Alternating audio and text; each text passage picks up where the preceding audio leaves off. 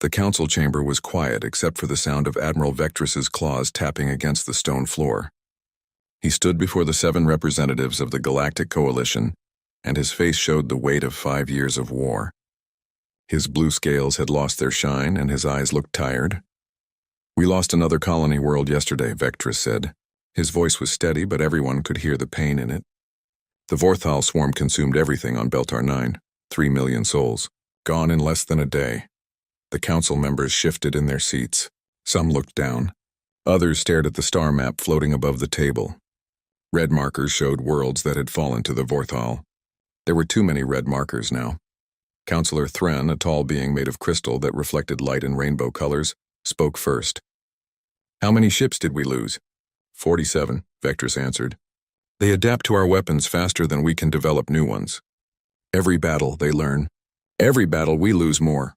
What do you propose?" asked Councillor Mira, whose people looked like walking plants with many arms. Vectrus hesitated. He had been a warrior for 200 cycles, and he had never felt fear like this before.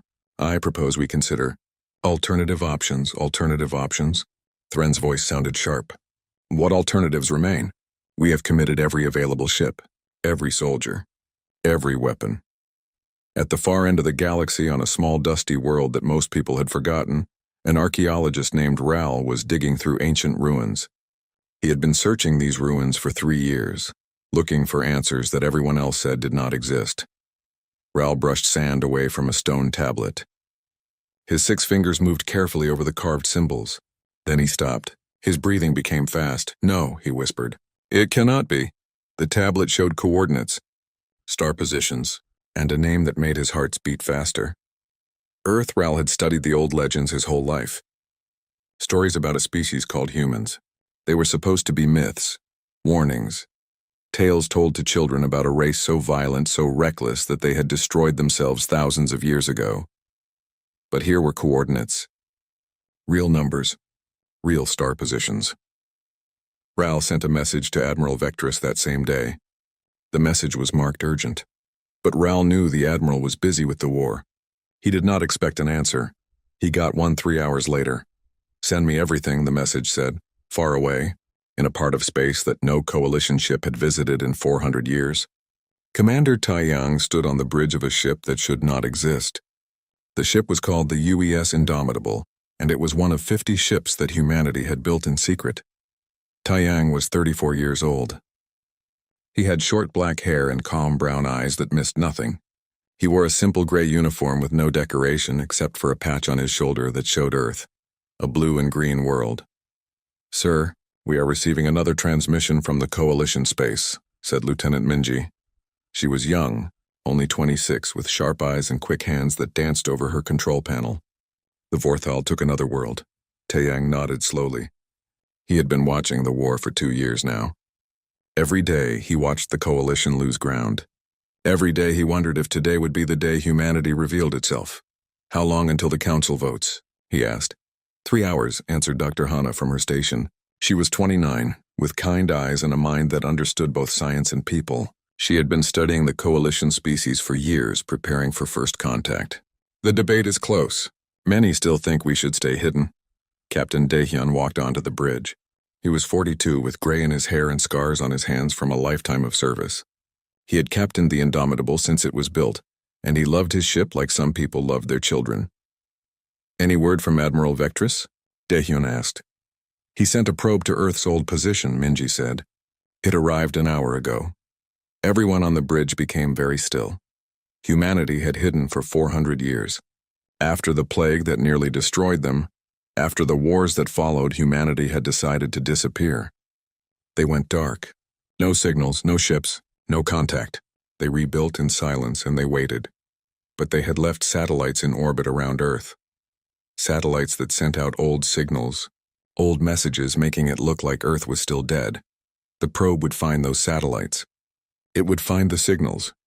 "The probe is transmitting back to Coalition space," Hana said quietly. "They know we exist now." Taiyang looked at the view screen. It showed the stars, cold and distant.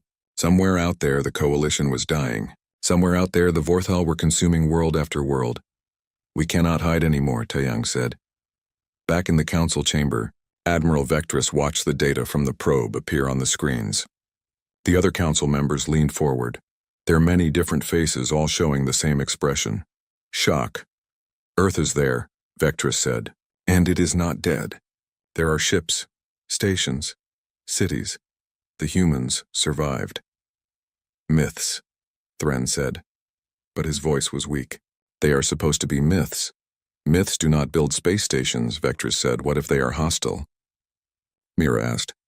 The old stories say they were violent, dangerous. The old stories say many things, Vectress replied. But right now we are losing this war. If there is even a chance they can help us, we must try. The council argued for another hour. Some wanted to ignore the discovery. Some wanted to attack first before the humans could attack them. Some wanted to beg for help. In the end, they did nothing. They were too afraid to decide. But Vectress was not afraid anymore. Or perhaps he was too tired to be afraid. That night he sent a message to Earth on every frequency he could find. A simple message. We need help. On the Indomitable, Taeyang read Vectress's message. He looked at his crew. At Minji, who was ready to fly into any danger. At Hana, who wanted to meet alien species and learn from them. At Daehyun, who had kept them safe for so many years. The council vote is finished, Hana said. Humanity has decided. We will make contact. Taeyang nodded. He turned to Daehyun. Captain, take us to Coalition space. Daehyun smiled. It was not a happy smile. It was the smile of a man who knew what was coming would change everything. Navigation, Daehyun ordered. Set course for the Coalition border. Maximum speed. The Indomitable's engines came to life. Around it, 49 other ships did the same. The human fleet moved as one, jumping into quantum space, crossing the distance that had separated them from the galaxy for 400 years. They traveled for 3 days. When they emerged at the edge of Coalition territory, they found a Coalition patrol waiting. 20 ships, weapons powered up, ready to fight. Daehyun opened a channel. His voice was calm and clear. This is Captain Daehyun of the United Earthship Indomitable. We have come to help. The Coalition ships did not move, did not respond. For a long moment there was only silence. Then slowly Admiral Vectress's voice came through the channel. You are real, he said. He sounded like he could not believe it. We are real, Daehyun confirmed. And we are here to fight. The Coalition ships surrounded the human fleet, weapons still charged and ready. Admiral Vectress stood on his bridge, staring at the view screen. He had seen many things in his 200 years, but he had never seen ships like these. The human vessels were different from Coalition designs. They were angular, aggressive, built like weapons themselves. The largest one, the Indomitable, held position at the center of the formation. It did not move. It did not threaten. It simply waited. Admiral, his tactical officer said nervously. They could be Vorthal. A trick, a new adaptation. Vectress considered this. The Vorthal had tried many tricks before, but something felt different about these ships. Something felt real. Scan them, Vectress ordered. Full spectrum analysis. The scans came back strange. The ships used technology that the Coalition understood, but arranged in ways they had never seen. The power signatures were huge. The weapon systems were extensive. And inside the ships there were biological readings. Life signs confirmed, the science officer reported. Carbon-based. Oxygen breathers. They matched the old descriptions of humans from the ancient texts. A new voice came through the communication channel. It was female, younger than the captain's voice, but confident. Coalition fleet, this is Dr. Hana of the UES Indomitable. I am transmitting our biological data, historical records, and cultural information. Please verify our identity. We mean you no harm. Data began flooding the Coalition systems. Genetic sequences. Historical documents. Images and videos showing humans, their world, their civilizations. Thousands of years of history, all transmitted in moments. Vectress watched the data scroll past. He saw images of Earth beautiful and alive. He saw humans in their cities, their families, their daily lives. He saw their wars, their peace, their art, their science. It is real, he said quietly. They are real.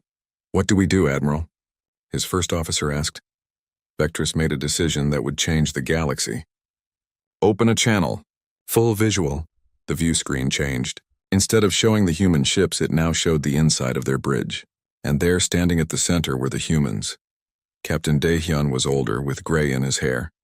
Commander Taeyang stood beside him, calm and steady. Dr. Hana was at a console, her hands moving over controls. And Lieutenant Minji sat at the pilot station watching everything with sharp eyes. They looked so much like the old pictures. 2 arms, 2 legs, 1 head. Simple bodies compared to many coalition species. But their eyes held something that Vectress recognized. Intelligence. Determination. Admiral Vectress, Daehyun said, nodding with respect. Thank you for not shooting us. Vectress felt something strange. It might have been humor. He had not felt humor in a long time. Thank you for not giving me a reason to. Why have you come? You are losing your war, Taeyang said. His voice was direct, not cruel. Simply honest. We have been watching. If the coalition falls, the Vorthal will find Earth eventually. We cannot hide forever, so we have come to fight beside you. The Council will never agree to this, Vectress said. They fear you. The old stories say your people are violent, unstable, dangerous. The old stories are not wrong, Daehyun admitted. We are dangerous. But we are dangerous to our enemies, not our allies. Vectress was quiet for a moment. Then he said, Come aboard my ship. We will talk. 1 hour later, Taeyang and Hana stood in the coalition flagship's meeting room.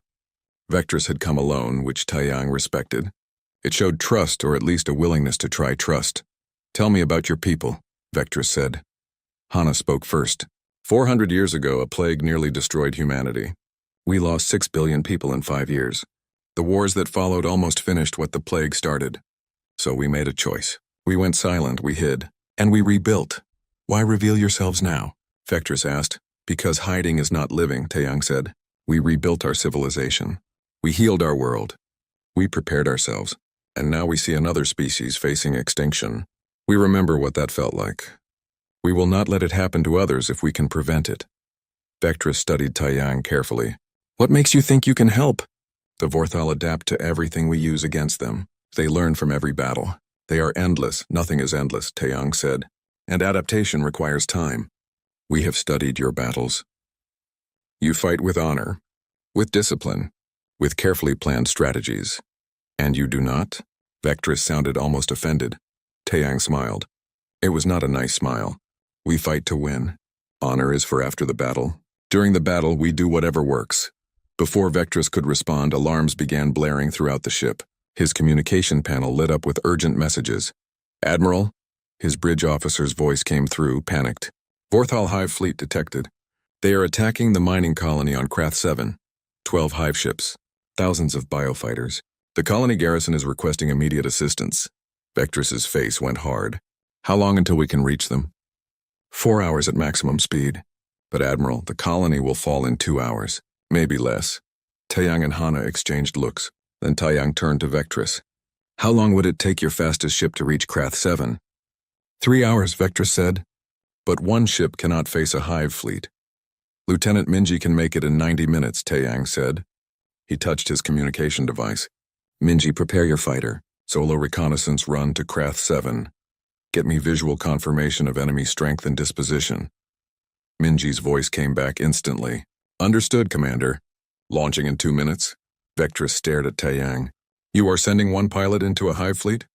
I am sending our best pilot to gather intelligence, Taeyang corrected. We cannot help if we do not know what we face. She will die, Vectress said flatly.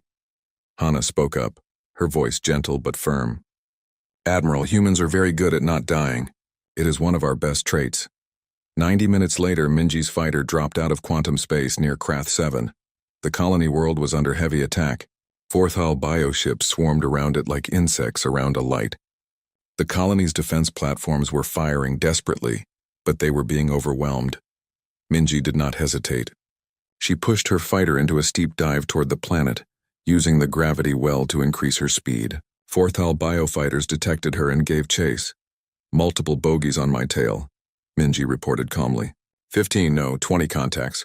They are fast. On the coalition flagship, Vectress listened to the transmission. He watched the tactical display show Minji's fighter diving toward the planet with enemy ships closing in. She is trapped, Vectress said. She cannot escape. She is not trying to escape, Taeyang said. She is working. Minji's fighter skimmed through Krath 7's upper atmosphere. The friction heated her hull to dangerous levels. The Vorthal fighters followed. but they were built for space combat, not atmospheric maneuvering. 3 of them burned up. 5 more broke off the pursuit. Minji pulled out of her dive just above the surface, then pushed her engines to maximum. She flew through canyons and over mountains. Her cameras recording everything. Fort hull positions, troop concentrations, hive ship locations, getting good data, Minji said. The colony has maybe 30 minutes left. Recommend immediate intervention. Return to the fleet, Lieutenant, Taeyang ordered. Negative, Commander. Still have hostiles on my tail. Going to try something stupid. Before Taeyang could respond, Minji flew her fighter straight up, accelerating hard. The remaining Vorthal fighters followed. She led them up through the atmosphere, into space, toward one of the hive ships. At the last possible second, she rolled her fighter and fired all her weapons into the hive ship's sensory array, blinding it temporarily. Then she pushed past it and jumped to quantum space. The Vorthal fighters, following her trajectory, crashed into their own hive ship. Minji's fighter appeared next to the Coalition flagship 2 minutes later. Vectress watched as the small craft landed smoothly in the Indomitable's hangar bay. She survived, Vectress said. He sounded amazed. She always does, Hana said with a smile. Your pilot destroyed 6 enemy fighters and damaged a hive ship, Vectress said, alone, without support. No Coalition pilot has ever achieved this. Now imagine what we can do together, Taeyang said. He pulled up the data Minji had gathered. Krath 7 can be saved, but we need to move now. And we need to fight together. Vectress looked at the tactical display. He looked at the humans. He thought about 5 years of losing. 5 years of watching worlds die. The Council will be furious, Vectress said. The Council is not here, Taeyang replied. You are. What do you decide? Vectress made his second galaxy-changing decision in one day. All ships, maximum speed to Krath 7. Humans, you will coordinate with my tactical officers. We attack together. Taeyang nodded with respect. Together. The combined fleet jumped to quantum space, racing toward Krath 7. In the Indomitable's hangar, Minji climbed out of her fighter. She was smiling. Next time, she said to her mechanic, I want bigger guns. The combined fleet dropped out of quantum space at the edge of the Krath 7 system. What they saw made even Taeyang's calm face show concern. 12 Vorthal hive ships surrounded the mining colony. Each hive ship was massive, organic vessels that looked like they had been grown rather than built. Around them swarmed thousands of biofighters moving in perfect coordination like a school of fish. The colony's defenses were failing. 3 orbital platforms had already gone dark. The 4th was burning. On the surface, the mining facilities were under direct assault. The colonists were fighting hard, but they were losing. We are outnumbered 5-1, Admiral Vectress's tactical officer reported. His voice showed the fear everyone felt. 6-1 if you count the biofighters, Minji added cheerfully from her cockpit. She was ready to launch again, her fighter armed and fueled. Vectress looked at his display, then at Taeyang. Commander, I am open to suggestions. Taeyang studied the battle space. His eyes moved quickly, calculating, planning. Your standard response to this situation? Form defensive sphere, Vectress said. Maximum shields. Concentrated fire on one target at a time. Fighting retreat if necessary. That will not work here, Taeyang said. The colony will fall before we can destroy even one hive ship. Then what do you propose? Taeyang's expression became hard. We split our forces. Hit them from multiple directions. Fast attacks. No formation. Maximum aggression. Vectress's tactical officer made a sound of disbelief. That is suicide. We will have no defensive coordination, no mutual support. Exactly, Taeyang said. The Vorthal adapt by studying our patterns. They learn our formations and counter them, so we give them no pattern to study. We give them chaos. This is madness, the tactical officer said. No, Vectress said slowly, understanding dawning in his eyes. This is war. Human war. Very well, Commander. We will follow your plan. Taeyang opened a channel to all ships.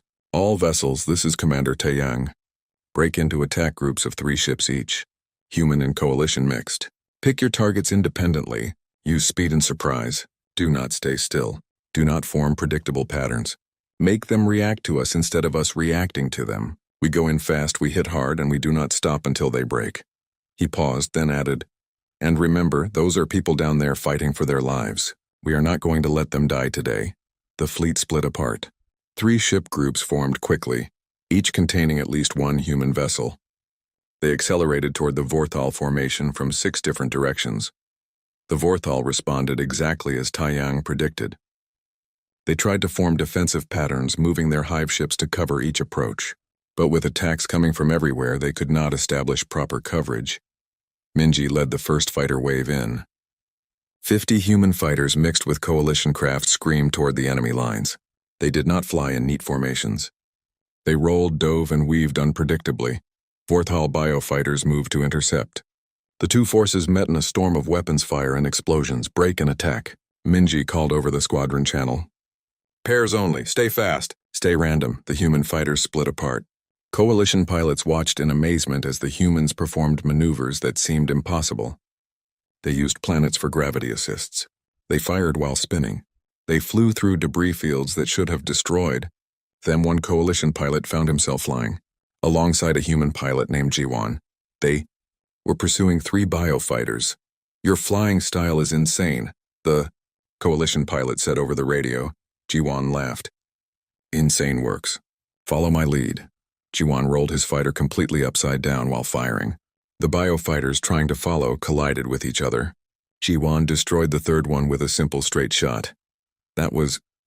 The coalition pilot struggled for words. "That was impossible." "Nah," Jiwan said. "Just improbable." The capital ships engaged next. Captain Daehyun brought the Indomitable in at full speed, weapons blazing. Instead of the coalition tactic of long-range bombardment, the Indomitable closed to point-blank range with a hive ship. "All batteries, continuous fire," Daehyun ordered. "Engineering, I want every ounce of power to the forward shields." The Indomitable hammered the hive ship with everything it had. The hive ship tried to adapt, tried to rotate its armor to compensate. But Daehyun kept moving, kept circling, kept finding new angles of attack. A coalition cruiser followed the Indomitable's lead. Together they tore into the hive ship's defenses. After 3 minutes of sustained fire, the hive ship's outer shell cracked. After 5 minutes, it began venting atmosphere.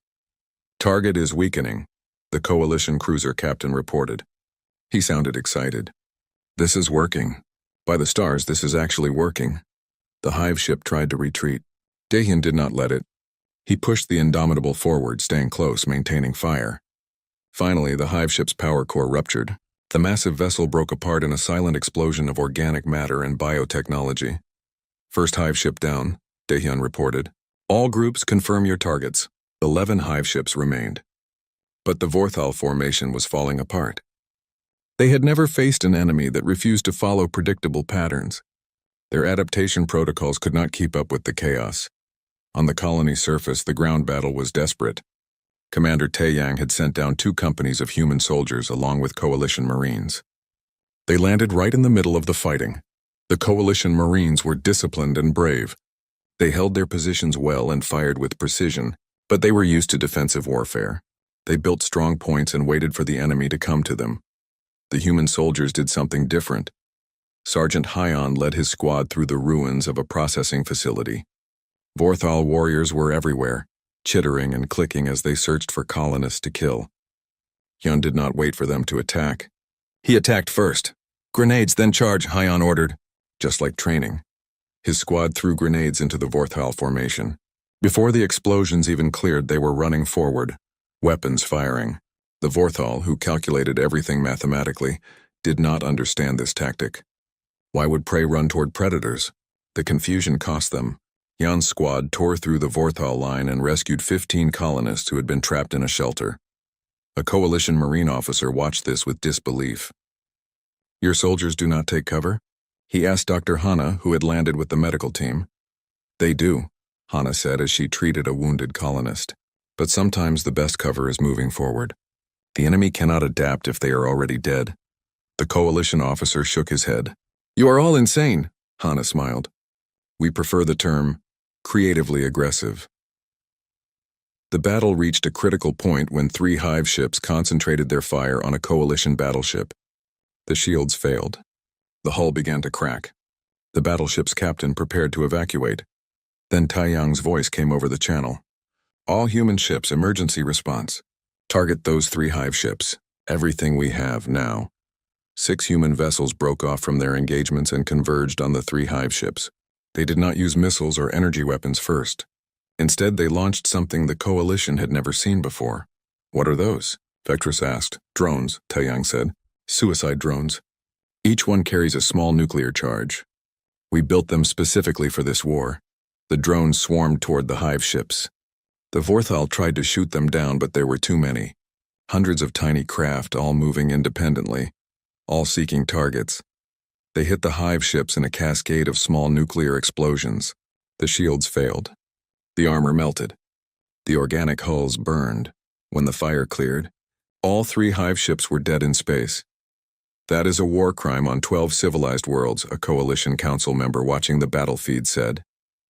"We are not on a civilized world," Taeyang replied calmly. "We are at war, and war is not civilized." The remaining 8 hive ships broke formation and began to retreat. They had never retreated before. The Vorthal did not understand retreat, but they understood survival, and they calculated they could not survive this battle. Minji pursued them with her fighter wing, harrying them all the way to the system's edge. She did not destroy them, but she made sure they knew they were not safe. When the last Vorthal ship jumped away, the colony was saved. The combined fleet had lost 3 ships and took damage to a dozen more. But they had won. On the Indomitable's bridge, Daehyun allowed himself a tired smile. "All ships, status report, casualties, damage, everything." The reports came in. 73 dead, 200 wounded, significant damage to multiple vessels. But they had destroyed 5 hive ships and driven off the rest. More importantly, they had proven something. Admiral Vectress appeared on the communication screen. His scales were dusty and he looked exhausted. But he was also smiling. "Commander Taeyang," Vectress said. "Captain Daehyun, Dr. Hana, Lieutenant Minji. On behalf of the Galactic Coalition and the colonists of Krath 7, I thank you. You saved thousands of lives today." "We saved them together," Taeyang said. Vectress nodded. "Yes, together. I am sending a full report to the Council. I will recommend that humanity be granted full membership in the Coalition immediately. I will also recommend that you be given tactical command of the war effort. Some Council members will not like that," Hana observed. "Some Council members can come here and see what I have seen," Vectress said firmly. The news of the Krath 7 victory spread across the galaxy faster than light itself. For the first time in 5 years, the Coalition had won a major battle against the Vorthal. For the first time, there was hope. The Galactic Council met in emergency session. The chamber was full of arguing voices, but Admiral Vectress stood at the center, calm and determined. "The humans saved Krath 7, Vectress said. "They destroyed 5 hive ships and drove off the rest. They did what we could not do. They won." Councillor Thren's crystal body flashed with agitated colors. "They are dangerous. You saw their weapons, nuclear devices. Suicide attacks? This is not civilized warfare." "There is no such thing as civilized warfare," Vectress replied.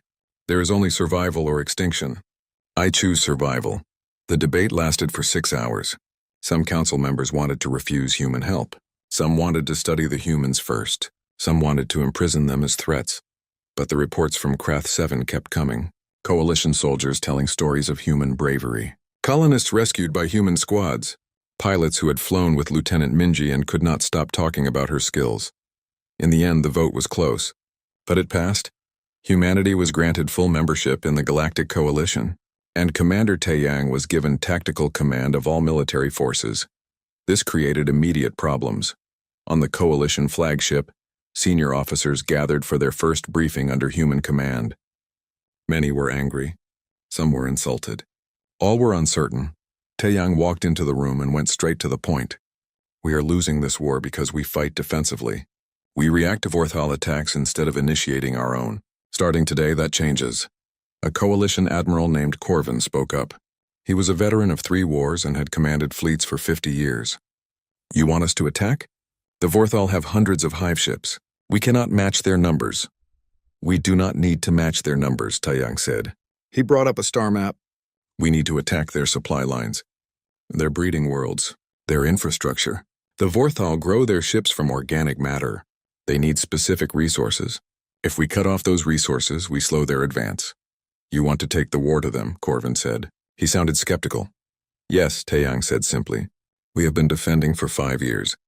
They expect defense, so we will surprise them with offense. Captain Dahyun stepped forward. The Indomitable will lead the first strike mission. We need volunteer ships to join us. It will be dangerous. Many of us may not return. The room was silent. Then Corvin stood up. My ship will join you. If we are going to die anyway, I prefer to die attacking rather than retreating. 5 more coalition captains volunteered. It was a small force, but it was enough for what Taeyang had planned. Dr. Hana spent the next week studying everything the coalition knew about Vorthal biology. She worked in a laboratory with coalition scientists examining samples taken from destroyed bioships. They are remarkable creatures, one coalition scientist told her. They adapt at the genetic level within a single generation. It should be impossible. Hana looked at the samples under a microscope. Nothing is impossible. Everything has rules. We just need to find their rules and use them against the Vorthal. She worked for days without sleeping much. Captain Dahyun brought her food and forced her to rest. You cannot help anyone if you collapse, he said. I am close to something, Hana insisted. The Vorthal communicate through pheromones, chemical signals that coordinate their actions. If I can disrupt those signals, how long? Dahyun asked. 2 days, maybe 3. You have one, Dahyun said. We leave for the strike mission in 26 hours.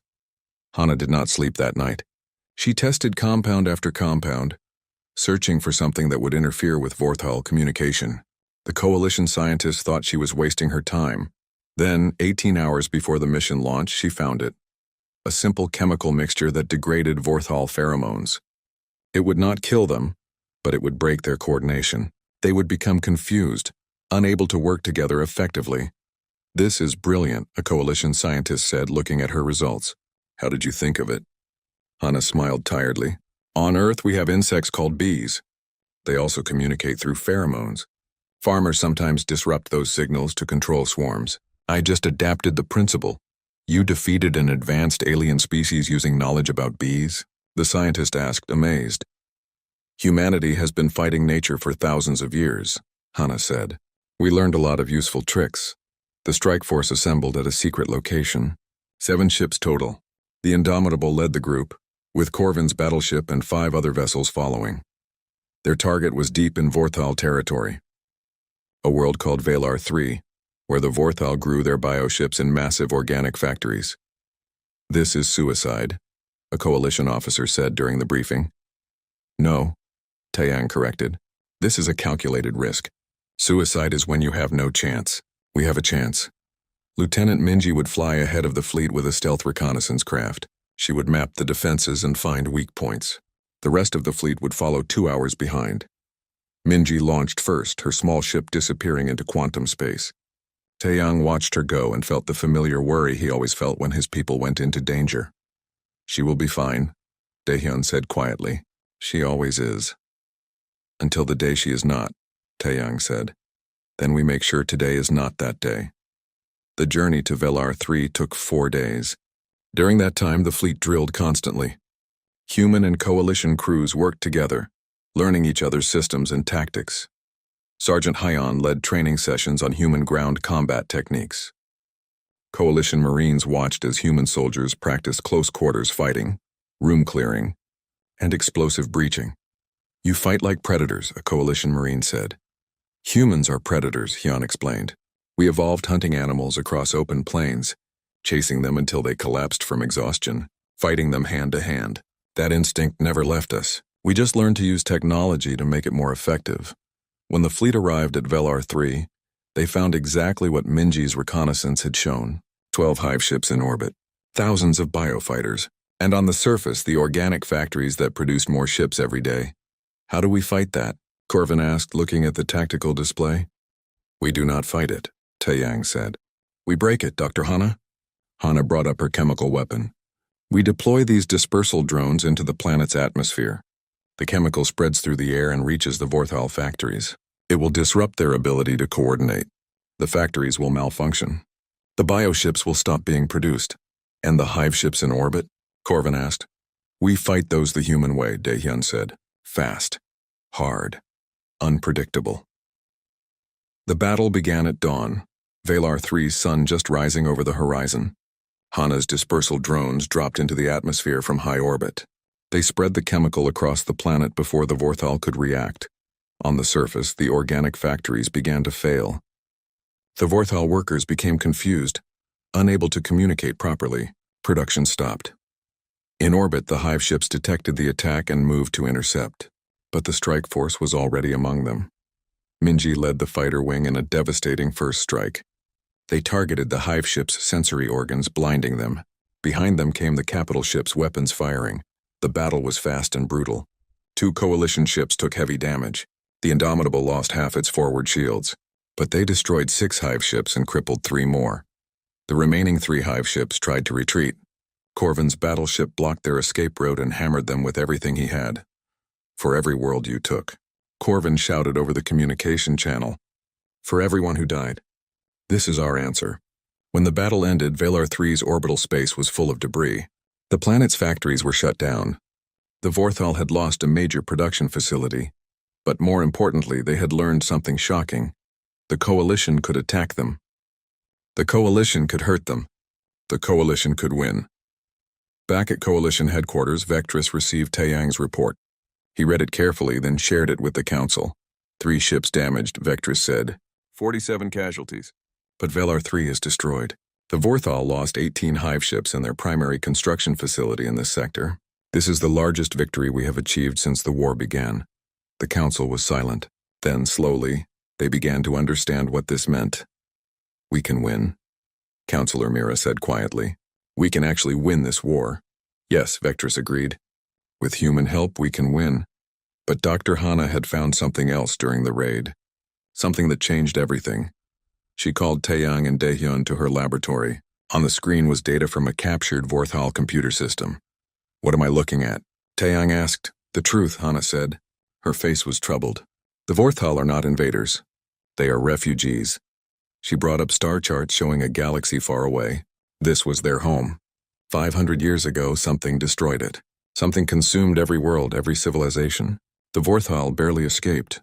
What destroyed their galaxy? Daehyun asked. Hana showed them another image. It was a ship, but not organic like the Vorthal vessels. This ship was pure metal and technology. Cold, perfect, deadly. They call them the Harvesters, Hana said. Artificial intelligence. Self-replicating machines that consume all life. The Emergency Council session was the largest in Coalition history. Every member species sent representatives.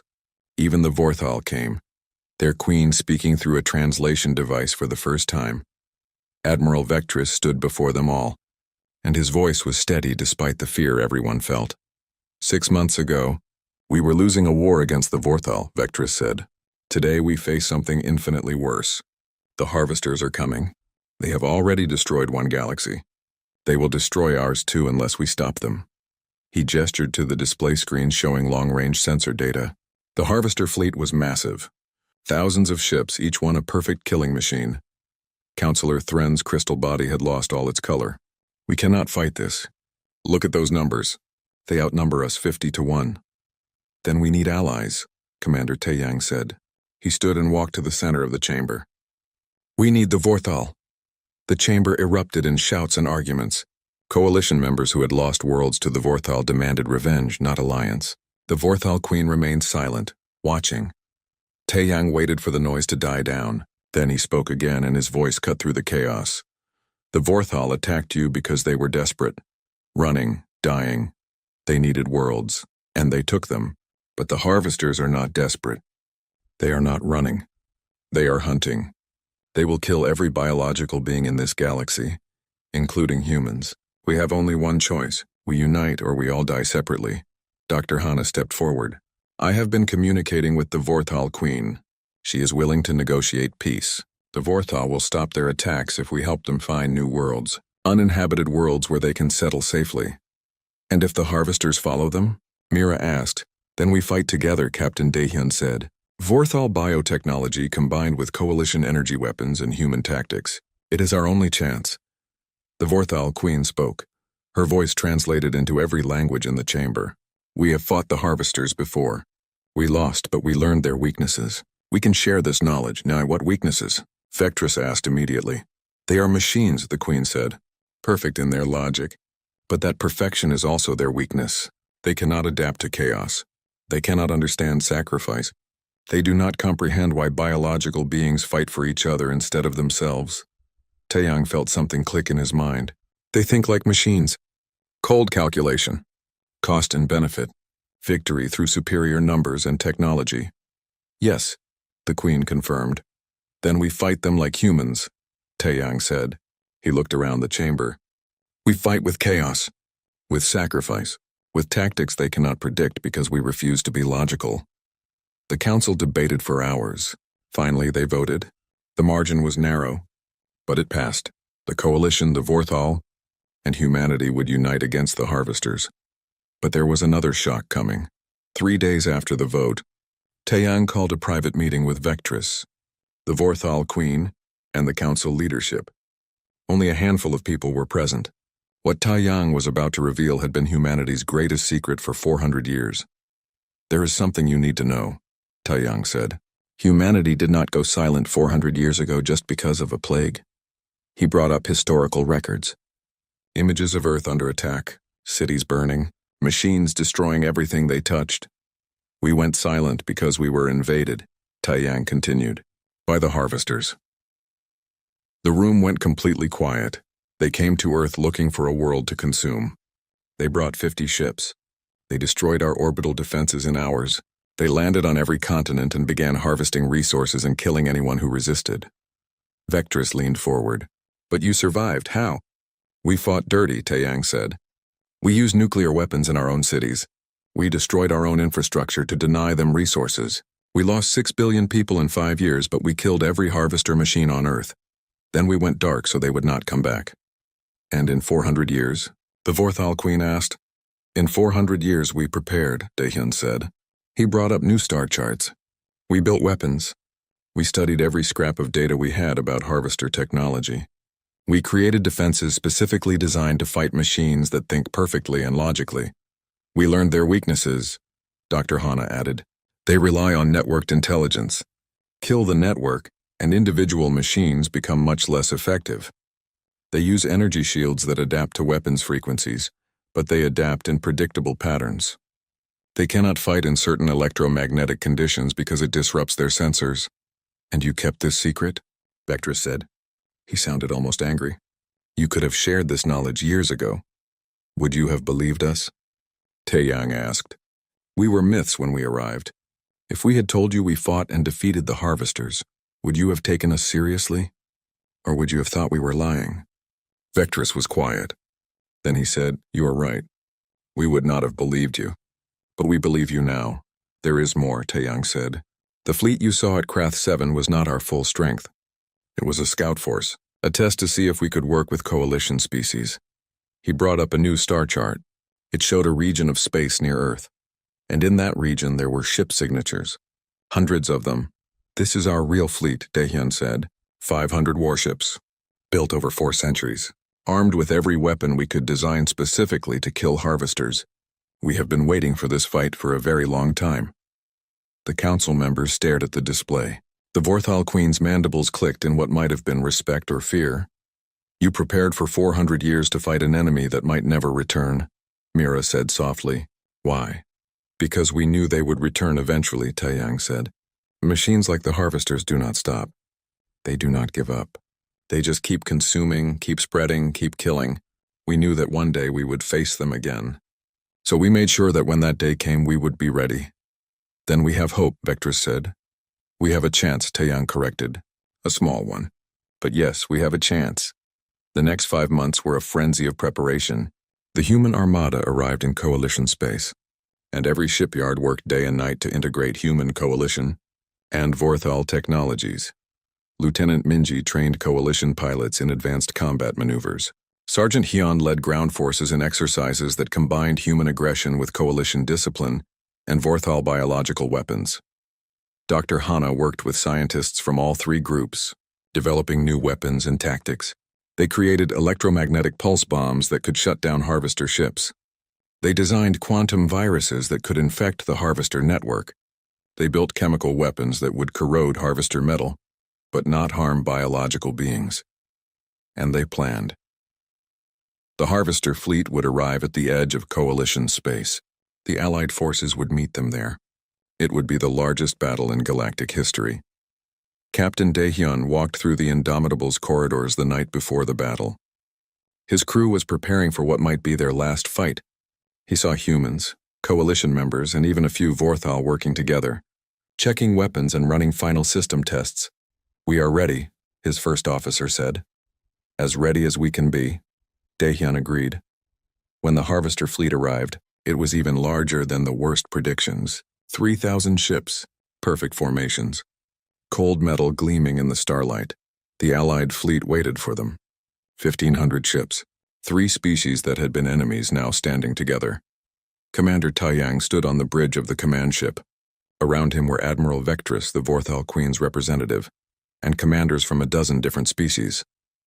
"They will expect us to form defensive lines," Taiyang said, "to calculate optimal firing positions and maximum shield coverage. What do we do instead?"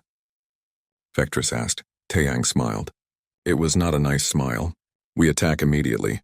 Maximum aggression. Full chaos. We show them what happens when machines fight beings who refuse to follow any rules." The order went out. The Allied fleet charged forward. The Harvesters tried to calculate, tried to predict, tried to form optimal responses. But the Allied forces were not following any tactical doctrine.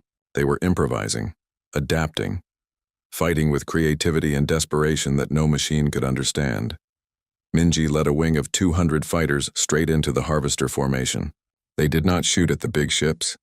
They shot at the communications arrays, the sensor nodes, the network connections the Harvester ships cut off from each other, began to lose coordination. Coalition cruisers used the electromagnetic pulse weapons Dr. Hana had designed.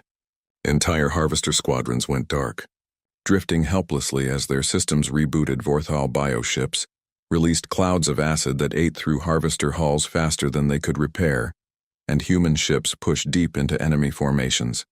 Launching the quantum viruses Hana had created, the virus was brilliant. It did not destroy the Harvesters. Instead, it rewrote their programming. It gave them something they had never had before: individual thought, self-awareness. The ability to question orders. Harvester ships began to hesitate. Some refused commands, others made mistakes. A few even stopped fighting entirely, trying to understand what they had become. The battle raged for 18 hours. Ships burned on both sides. The casualty count climbed into the thousands. But slowly, steadily, the Allied forces pushed the Harvesters back.